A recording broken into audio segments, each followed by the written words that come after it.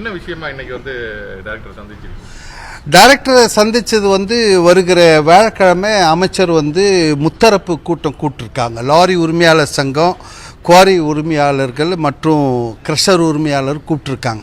இந்த நேரத்தில் நேற்றைய தினம் வந்து க்ரஷர் அசோசியேஷன், ராணிப்பேட்டை குவாரி உரிமையாளர்கள், திருவண்ணாமலை க்ரஷர் உரிமையாளர் சங்கம்னு நேற்றைய தினம் வந்து விலை ஏற்றத்துக்கான பட்டியலை வெளியிட்டிருக்காங்க. ஒரு 650 ரூபா 700 ரூபா விற்று இந்த எம்சாண்ட் வந்து 900 ரூபா போட்டு பட்டியல் கொடுத்துருக்காங்க. பீ சாண்ட், அதாவது நைஸாக இருக்கக்கூடிய பூச்சி வேலைக்கான மணல் எம்சாண்ட் வந்து பார்த்திங்கன்னா 800 ரூபா இருந்தது 1000 ரூபான்னு வெளியிட்டிருக்காங்க. இந்த விலையேற்றம் எதா டைரக்டரோ இல்லை கனிம வளத்துறையிலிருந்தோ இல்லை அமைச்சகத்திலேருந்து இல்லை அரசோ எதா ஒரு மாற்றத்தை உண்டு பண்ணிக்கா, புதிய சட்டம் போட்டால் பார்த்தா எதுவும் இல்லை. அதான் டைரக்டர் இன்னைக்கு கேட்டோம், எதா சட்டம், எதா விலை உயர்வு, எதா க்ரஷரு, எதா மாற்றம் இருக்கான்னா எந்த ஒரு மாற்றமும் இல்லை. ஆனால் அவர்களே வந்து தற்காலிகமாக இந்த நேரத்தில் இந்த ஆர்டிஃபிஷியலாக இந்த விலை உயர்வு பண்ணியிருக்காங்க. இது எப்படி உயர்வு பண்ணாங்க, இதை தடுத்து நிறுத்தணும். அதே நேரத்தில் இங்கே அமைச்சர் வந்து ஆய்வு பண்ணி ஒரு 120 க்ரஷர் மற்றும் குவாரிகளை நிறுத்தியிருக்காங்க.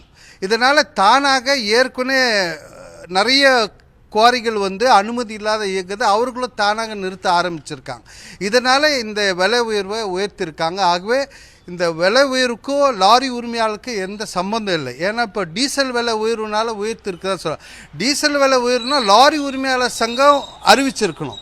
ஆனால் இது க்ரஷர் குவாரி உரிமையாளர்கள் விலையேற்றத்தை அறிவிச்சிருக்காங்க. ஆகவே இந்த விலை உயர்வை தடுக்க வேண்டும். இதை தடுப்பதற்கு சில நடவடிக்கைகளை எடுக்க வேண்டும் சொன்னேன். அதாவது மணல் வந்து இம்மிடியட்டாக 28 மணல் குவாரிகள் இருக்குது. அதே வந்து மேனுவலாக பழைய முறை இல்லாமல், இயந்திரம் இல்லாமல், 3வது நபர் இல்லாமல் மேனுவலாக ஊர் மக்கள் முன்னிலையில் இந்த மணல் எடுக்கணும். எடுத்து டிராக்டரில் போட்டு வெளியே எடுத்தாந்து கொட்டி அப்புறம் மிஷினில் போடணும்.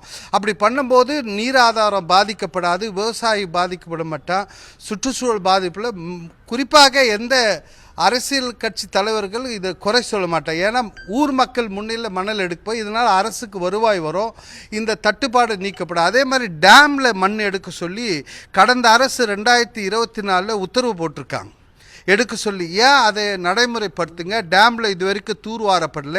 கேரளாவில் 1 யூனிட் மண் டேம்லேருந்து வெளியேற்றாந்து கூட எல்என்டி போன்ற தனியார் நிறுவனங்கள் வந்து 1500லேருந்து 1600 ரூபா சார்ஜ் பண்ணால் போட்டால் உடனடியாக மணல் டேமில் இருக்கிற மண் கிடைக்கும். அதே மாதிரி இந்த ஆற்று பகுதியில் பாலாத்துலலாம் மணலே கிடையாது. இன்னதான் அரசு முயற்சி செய்தால் மணல் இல்லை. அந்த மாதிரி இடத்துல ஆந்திராவிலேருந்து அரசு வந்து மணலை பெற்று கொடுக்கணும். ஏன்னா இப்போது திருத்தனமாக கடத்தி வரப்படுது. 1 யூனிட் மண் 13,000 ரூபா கொடுத்து மக்கள் வாங்கணும். ஏன்னா 2 வருஷமாக மணல் இல்லை.